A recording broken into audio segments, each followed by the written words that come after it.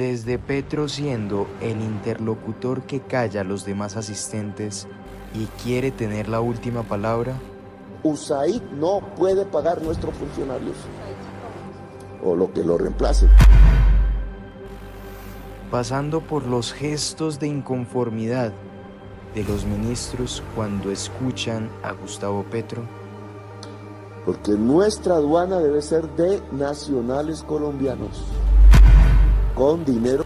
a Benedetti como generador del caos, cabizbajo y en silencio, A defenderme. Incluso Robledo se paró a atacarme. a Susana Muhammad con notable tristeza y un nudo en la garganta, como feminista. Y como mujer, yo no me puedo sentar en esta mesa de gabinete de nuestro proyecto progresista con Armando Benedetti. hasta los conflictos internos y las reacciones de los ministros dentro de este consejo creado por Gustavo Petro. Van llegando al país los connacionales. Tuvimos un vuelo de Panamá hace 2 días, nadie de Prosperidad Social se hizo presente. Entonces no Y puede hicieron ser discurso, Eso no es tiene que ser verdad. realidad. Presidente, eso no es verdad. Teníamos 3 funcionarios allá. Y tengo aquí la foto, presidente. Teníamos 3 funcionarios allá y publiqué la foto. Por favor. Laura está mintiendo, presidente. Está hablando el presidente. Vamos a ver qué dicen sus cuerpos, además de sus palabras, en el Consejo de Ministros, junto a un experto, porque esto es Más allá de las voces.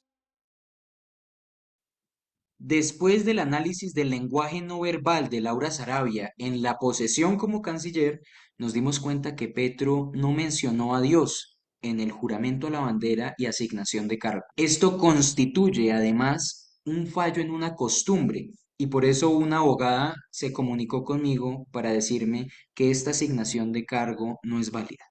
Por eso hago un llamado a que los abogados que estén viendo este video, a los expertos, puedan indicarnos si esto es correcto para hacer la denuncia correspondiente. Y les agradecemos por escuchar Más allá de las voces. ¿Qué tal amigos? Aquí desde las voces del secuestro y en este segmento especial junto al experto Enrique Serrano, vamos más allá de las voces. Vamos a analizar ese Consejo de Ministros con una pregunta. Tal vez es la tapadera, la cortinilla de humo a algo aún peor, porque estar expuesto al ojo público en vivo deja muchas dudas, no solamente de un gobierno que ha incumplido, sino de un gobierno que tiene escándalos todos los días. ¿Qué tal estás, Enrique? Muy bien, muchas gracias, Rosa.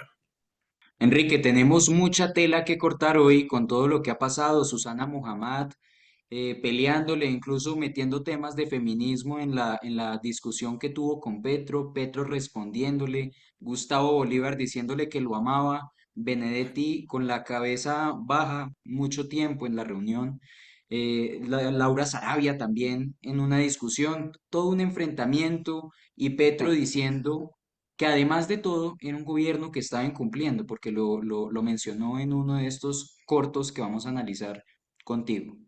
Entonces, de inmediato vamos a mirarlos. Perfecto, adelante.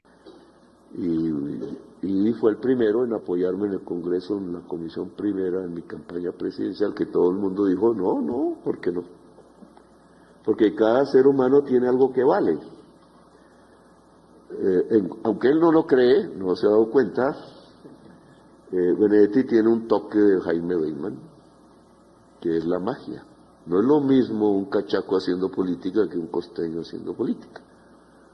Y aunque hay cosas negativas, obviamente, en todos los líderes políticos, en todos, incluido la izquierda, porque eso de pensar que la izquierda es perfecta, lo olvidé hace tiempos. Luego, la perfección no existe, existe la segunda oportunidad. Viendo este primer corto, este es uno de los cortos que tiene una conexión con otro, que probablemente si nos alcanza el tiempo, porque es mucha tela, Enrique, como te digo, para cortar, es que dice que Benedetti es un loco, que su virtud es ser un loco, es ser un Jaime Bateman. Entonces uno no sabe si se refiere a Jaime Bateman o como loco al American Psycho, porque es un problemático y ha sido una persona que ha generado no solamente conflicto y que es uno de los actores principales en lo que está pasando en el país, sino que genera incluso problemas dentro de la mesa y dentro de este consejo, que por cierto es ilegal. Entonces, ¿cómo lo ves tú, Enrique? Muy bien. Yo me dedico a analizar fundamentalmente el aspecto no verbal, la cuestión de los gestos. Efectivamente, los movimientos y los gestos dicen cosas que complementan el discurso. Obviamente, cualquiera puede tener la opinión que quiera sobre lo que dice Petro en sí mismo, pero lo que dice con sus gestos es que está furioso, es que está confundido y tiene que ser enfático, tiene que mover las manos y dar la impresión de que está golpeando la mesa constantemente. Es decir, es un individuo que mira a la izquierda, mira a la derecha, buscando aprobación. Tal vez la condición fundamental en el orden psicológico más resaltante, más importante de Petro, es la de un individuo ansioso de reconocimiento. Es decir, que busca en todos los aspectos y en todos los momentos que alguien lo apruebe, lo reconozca, le haga muestras efectivas de afecto o de alabanza y que vaya con su tono de voz, que vaya con el contenido de sus palabras. En algunas ocasiones, digamos, él cree que lo encuentra en todas partes, en otras se enfrenta con que claramente sus palabras no penetran a una parte muy importante de la población. Yo creo que el Petro del 2025 es ya un Petro preocupado porque la desaprobación es muy grande, porque no la puede escamotear y busca con estos énfasis, con esta mirada errática, esencialmente alguien o algo que le haga retornar a la convicción de que efectivamente lo está haciendo todo bien.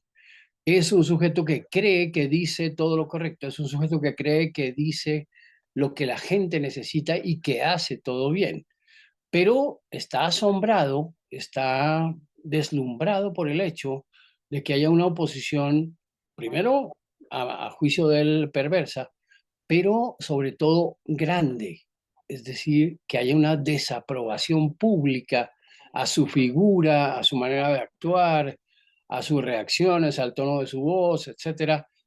Es decir, siente que hay millones de personas que lo odian, que lo desprecian, aunque el odio y el desprecio son actitudes tan distintas. Él recopila todas esas fuerzas e intenta, digamos, conjurarlas.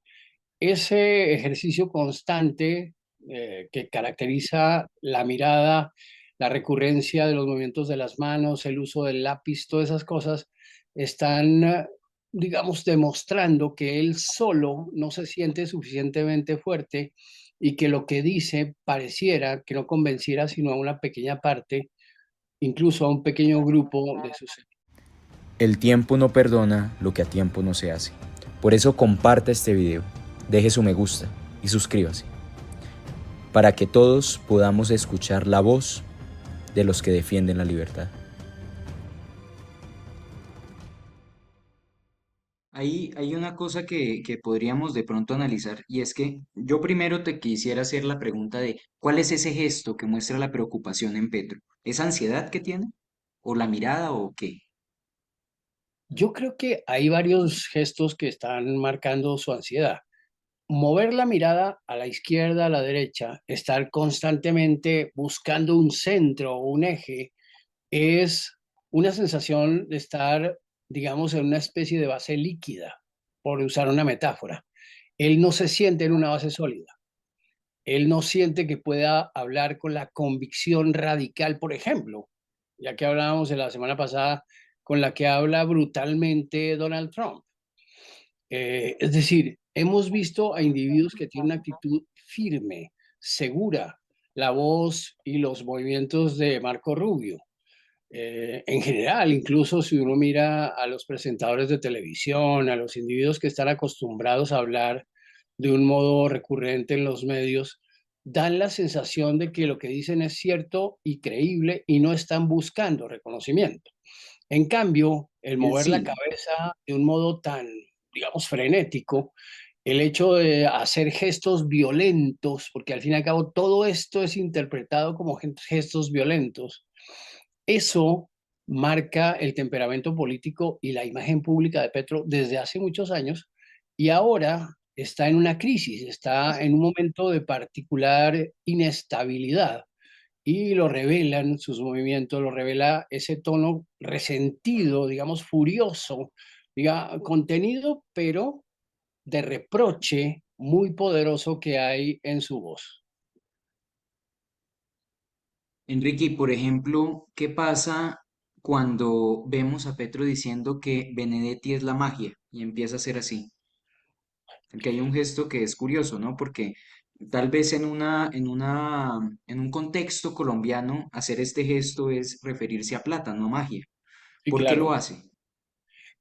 lo que pasa es que él tiene como esos gestos de cantina, como de borracho, que para ser más enfático está acostumbrado a que la gente con el solo gesto va a entender la base de lo que él está pretendiendo decir. Y resulta que la mayoría de la gente, porque el público es muy grande, no lo entiende. Es decir, para la gente esto es plata.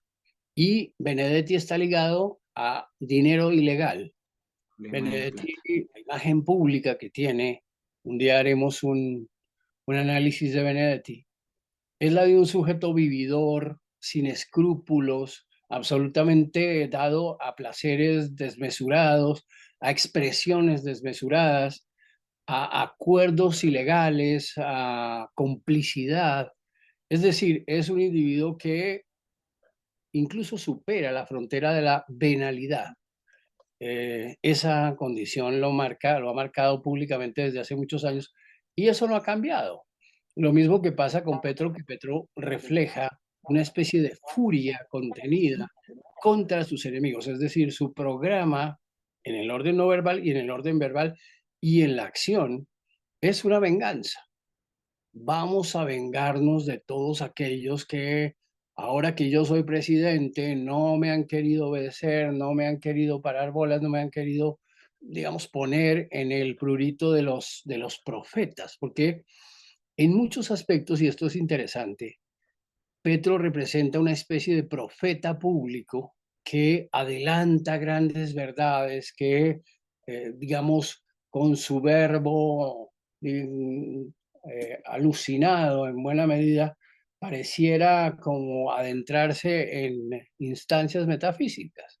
Lo cierto es que la gente no cree en eso, o una sola, hay una parte de la gente que probablemente sí, pero el pueblo colombiano es escéptico con respecto a esa grandilocuencia y a esa ampulosidad. Es curioso porque en la vida cotidiana Petro es bastante gris, pero cuando habla pareciera cargado de una especie de ampulosidad. Ampulosidad quiere decir como una sed chabacana y chicanera, por usar la expresión costeña, de descrestar a toda costa con cada palabra que se dice. Eso, creo yo, ha marcado el temperamento político y la imagen pública de Petro desde hace varios años. Y ahora que es presidente, lo ve claudicar, lo ve periclitar, lo ve debilitarse, de manera que siente y refleja que siente que esa aura de invulnerabilidad está decreciendo claramente. O sea, podríamos decir que el cuerpo, su cuerpo, traicionó a Petro, porque cuando se refería a magia, obviamente se estaba refiriendo a otra cosa, y también es ese tema, tal vez tú en términos más técnicos puedes decir cuando una persona sube su tono o cambia el tono de voz, ¿eso cómo se llama, Enrique? Sí, cuando una persona sube su voz, quiere decir que, o se puede interpretar en el orden no verbal, que lo que ha dicho antes no era tan importante y ahora va a decir lo que es crucial o trascendental.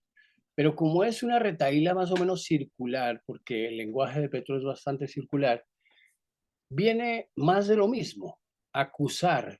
Si ustedes miran en la esencia puramente lingüística del lenguaje de Petro y de sus discursos, hay siempre una retaliación y una acusación.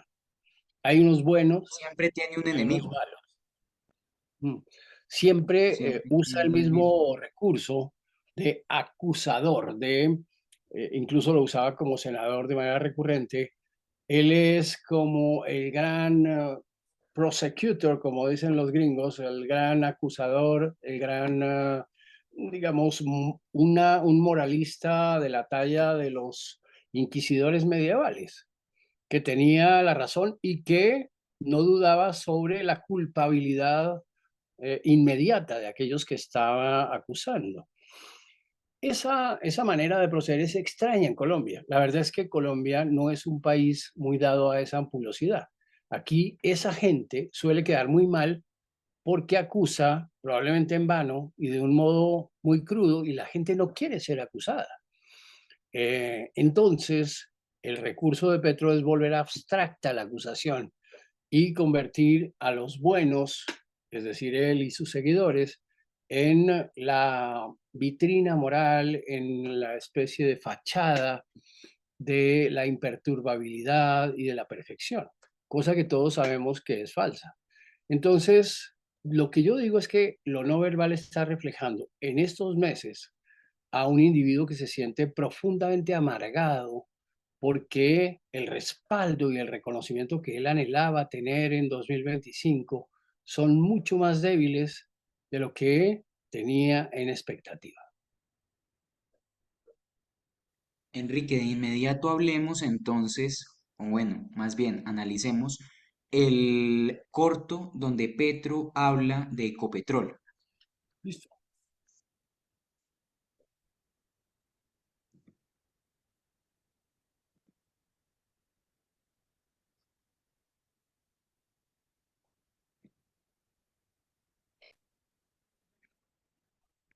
Se nos cortó, ¿cierto? Sí, apareció, Sí, ¿no? listo. No pasa nada.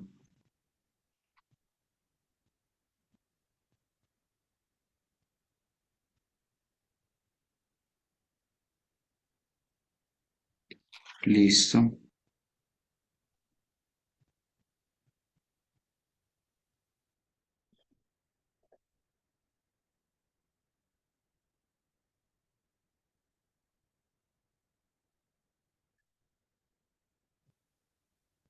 Se me cae la... Listo.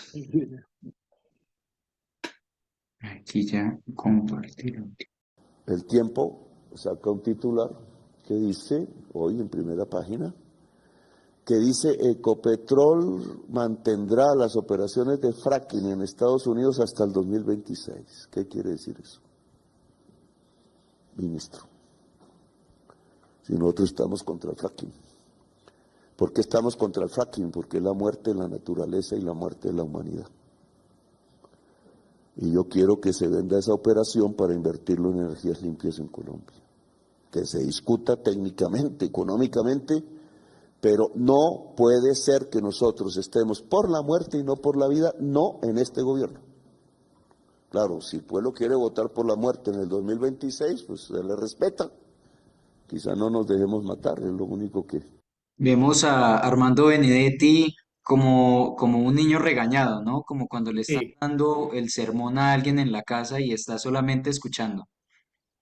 sí, Benedetti se mantiene al margen, tratando de no ser expresivo, no ser el mismo, por decirlo así, al máximo en ese tipo de reuniones.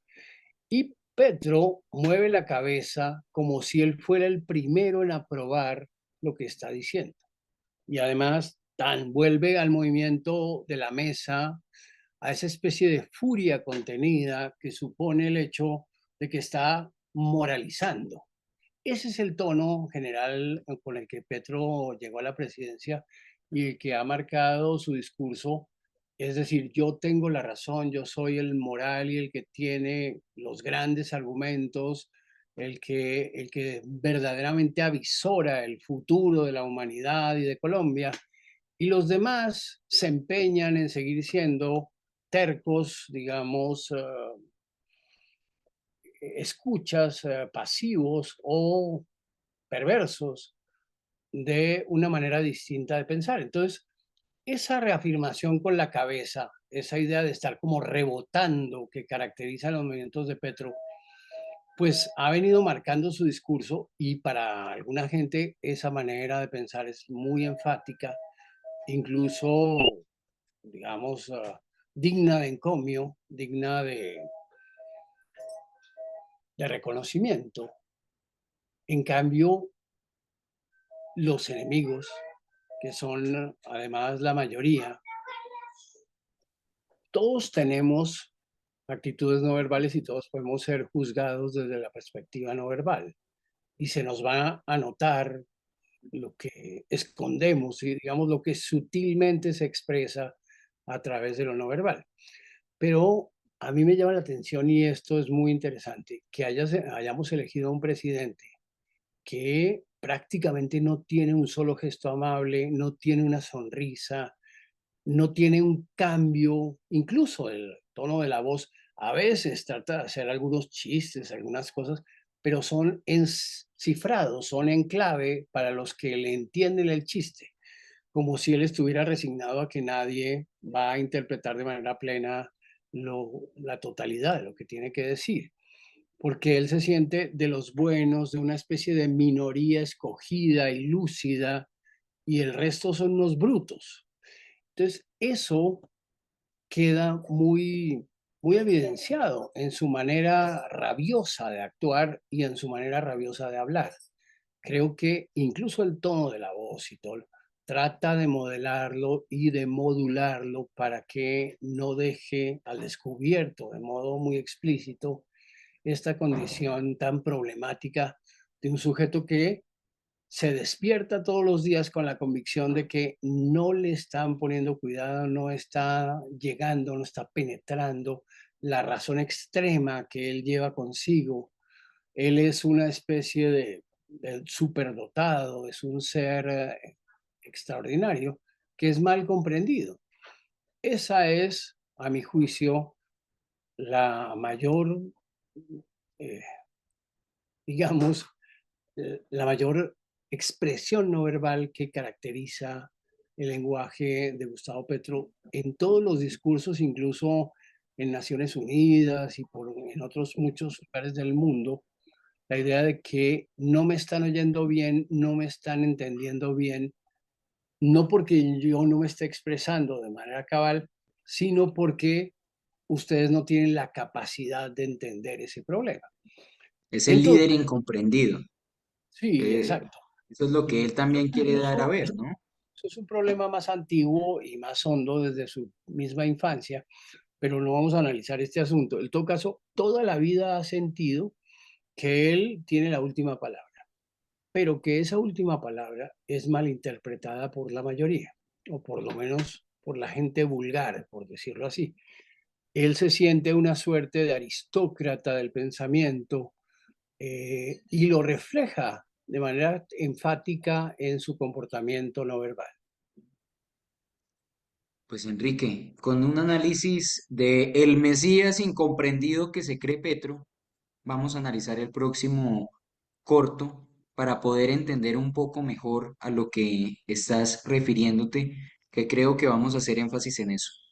Pues gente que ha matado a nuestra gente y quiere matar al presidente de la República.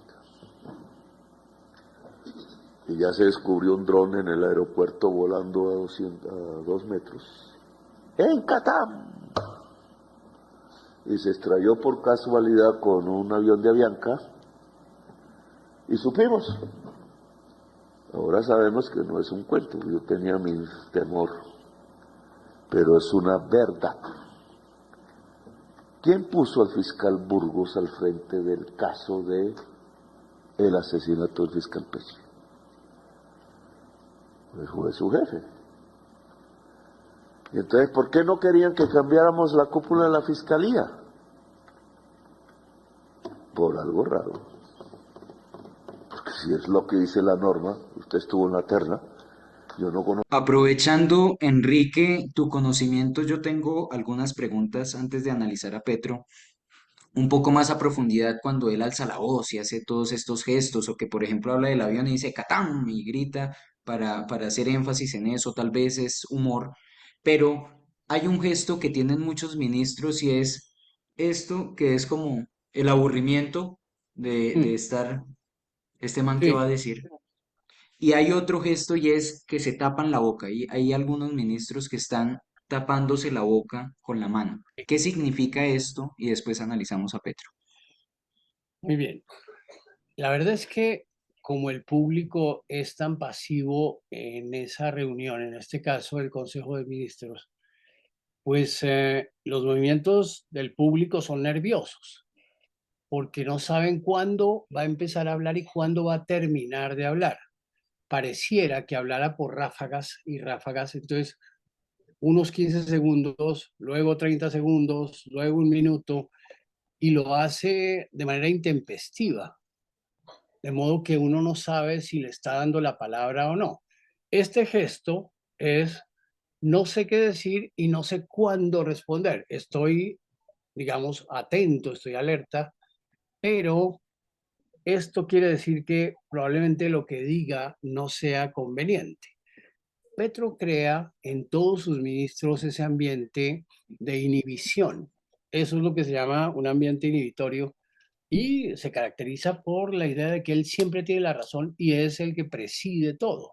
La verdad es que desde el punto de vista no verbal, el hecho de haber sido presidente lo llevó a esa condición de el que dicta la última palabra, el que tiene siempre la reacción más adecuada o más contundente y el que es capaz de callar violentamente a cualquiera que no coincida o no esté, digamos, momentáneamente de acuerdo con el refuerzo que está buscando.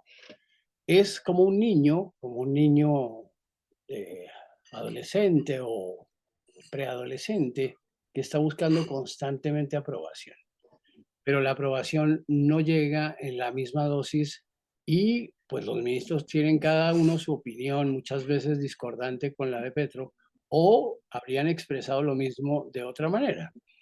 En ese orden de cosas tienen temor de que quizá él se moleste o lo tome a mal, porque es un sujeto muy presto a ofenderse. Da la impresión de que está revisando cualquier digresión, es decir, un temperamento puramente autoritario. Y eso se refleja en su voz, en los movimientos, en lo enfático de ciertas palabras, en el hecho de que parece que tuviera un chorro de voz y de pronto, ¡pum!, o lo tumba o lo levanta de un modo intempestivo. Eso hace que la gente esté siempre prevenida sobre lo que está diciendo y lo que está reclamando del público. Personas como Susana Mohammad, personas como la propia Laura Sarabia, tienen esa actitud, digamos, de espera para ver si están en lo correcto y van a, digamos, intervenir de modo adecuado en la ocasión, o por el contrario, lo mejor sería quedarse callado durante todo el periodo, durante todo el rato. En fin, él intimida y esa intimidación es recurrente porque curiosamente no habla muy alto, habla con una especie de chorro de voz bastante regular, pero lo sube o lo baja de acuerdo con lo enfático que quiere ser en determinados aspectos y en determinados momentos. Esa manera de hablar produce en el público una gran tensión, una tensión que no se puede disimular. Yo creo que estos son gestos de tensión, gestos de respeto, sin duda, pero también prevenidos porque digamos que la catapulta se puede venir en contra de cada uno de ellos. Petro en determinados momentos no vacila en acusarlos o en ponerlos en ridículo o en tratarlos con un cierto desdén.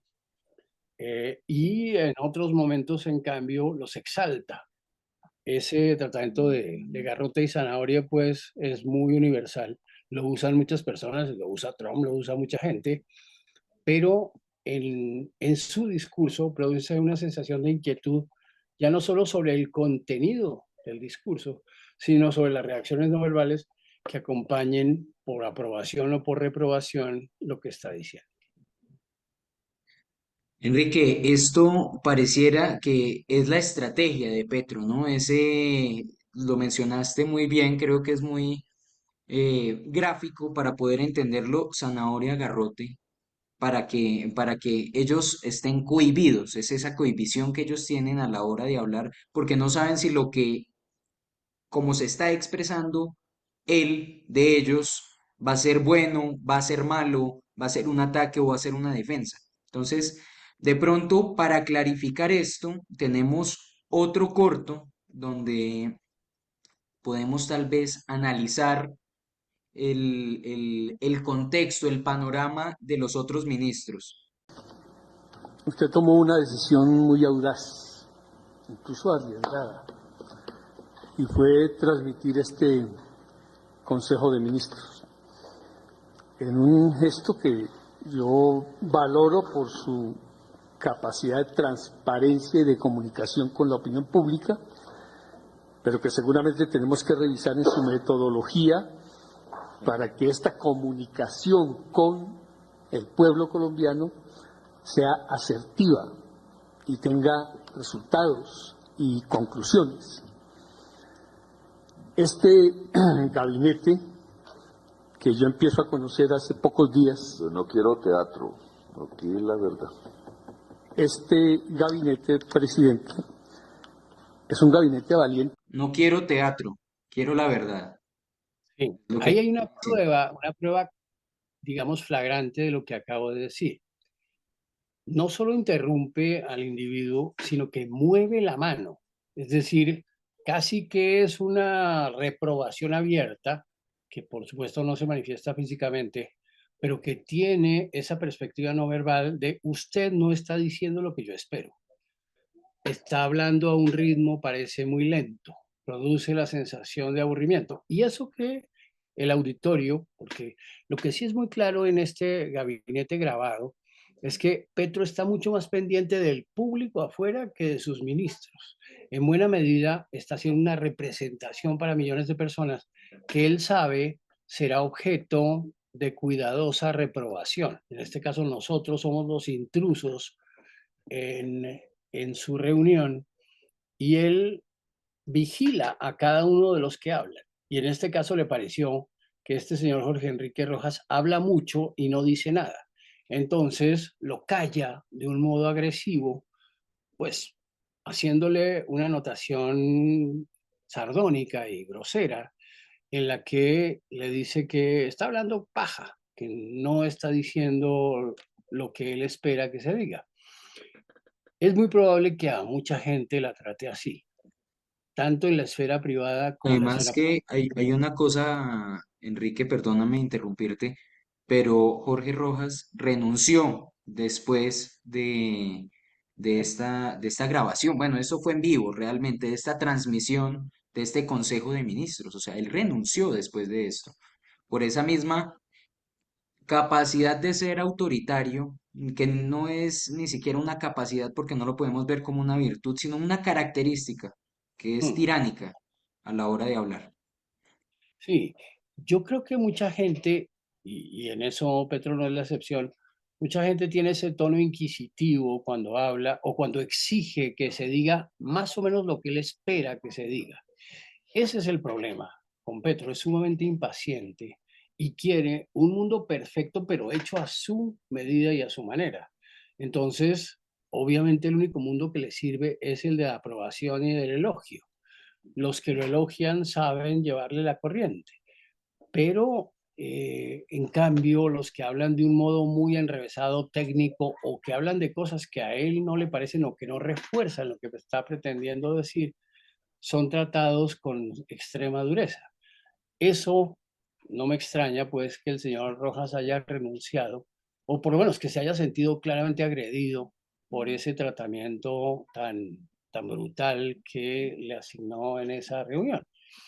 Pero el resto mueve la cabeza de un modo nervioso, se nota que está aguantando una reunión muy pesada y también siente el peso, todo el grupo siente el peso de la vigilancia que están haciendo las cámaras y la transmisión en vivo a cientos de miles de ciudadanos que normalmente no asisten a esas reuniones. Seguramente las reuniones normales serán tensas, pero esta es mucho más tensa porque todos se sienten observados, todos se sienten vigilados, todos se sienten incluso perseguidos y maltratados por una especie de, digamos, perversa opinión pública o de minoría que estaría vigilando cualquier movimiento y cualquier expresión de Petro y de sus ministros como algo pues equivocado o incluso ridículo.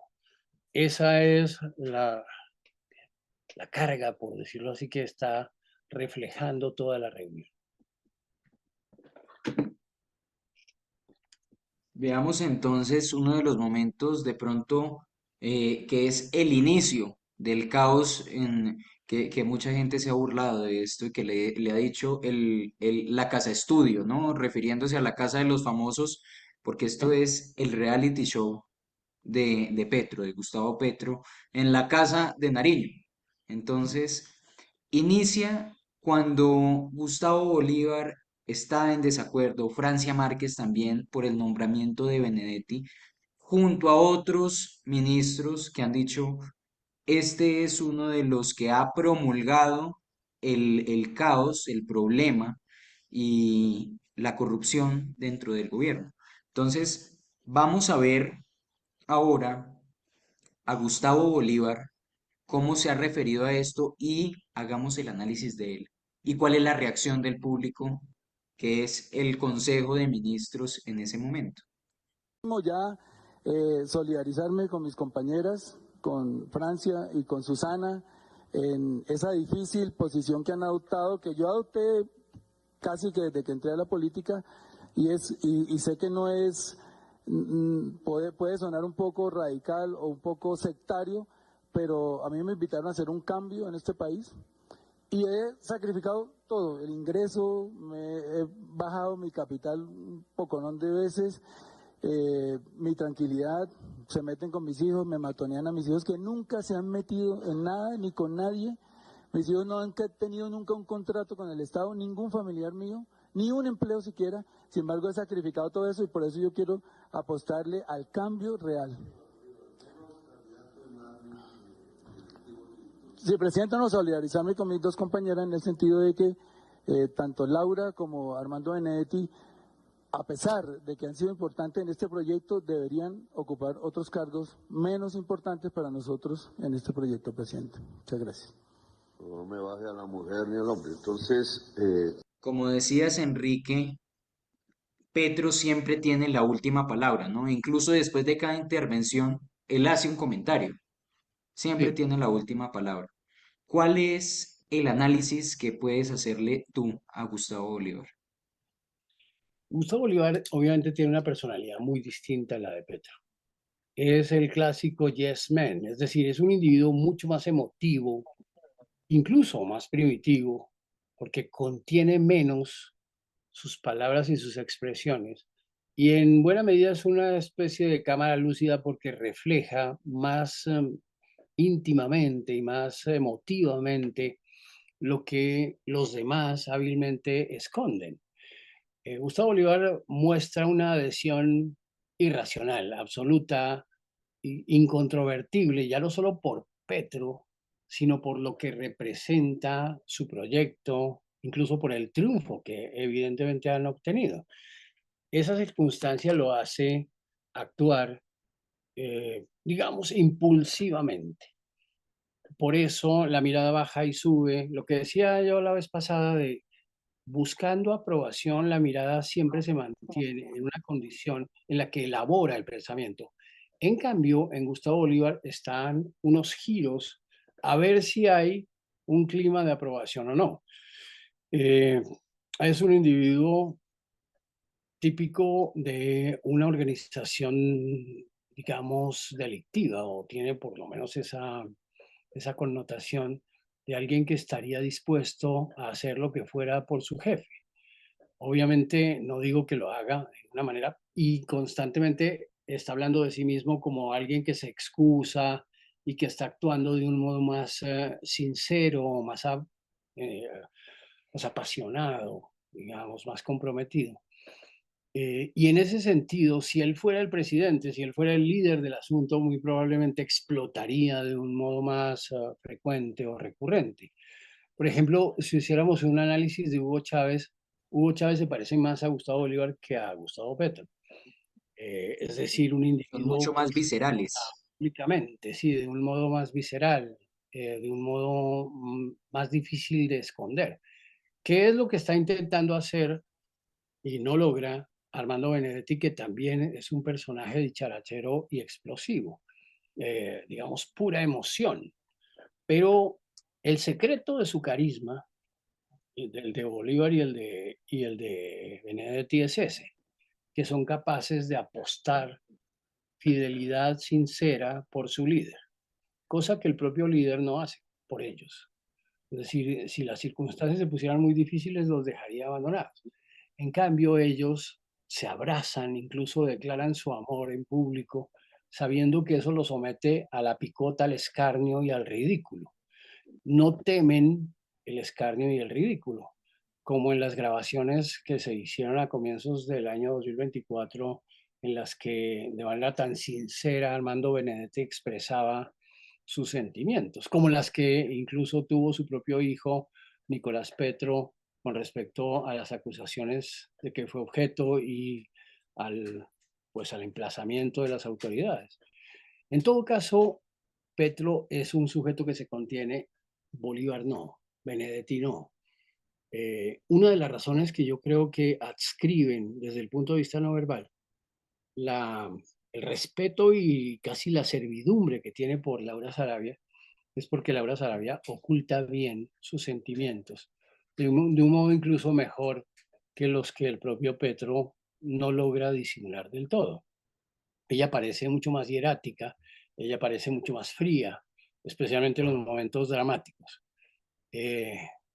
Por ejemplo, Francia Márquez no es capaz, en determinados momentos, mantiene la calma, pero estalla, decirlo así, diciendo cosas que están y que ella sabe que están fuera de lugar.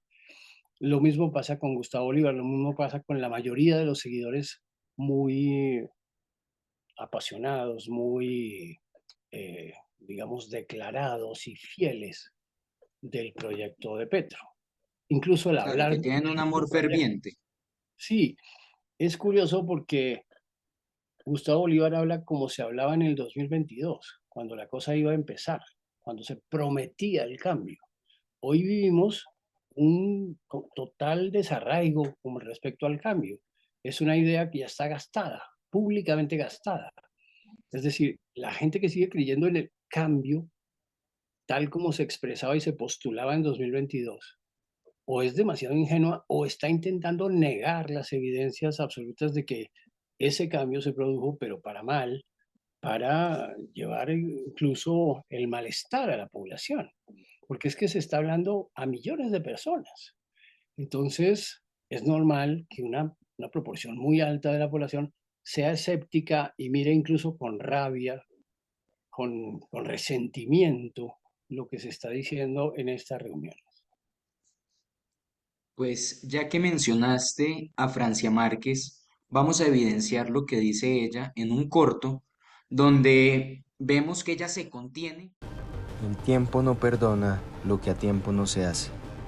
Por eso, esta misma noche, la segunda parte de este análisis del lenguaje no verbal estará disponible para todos.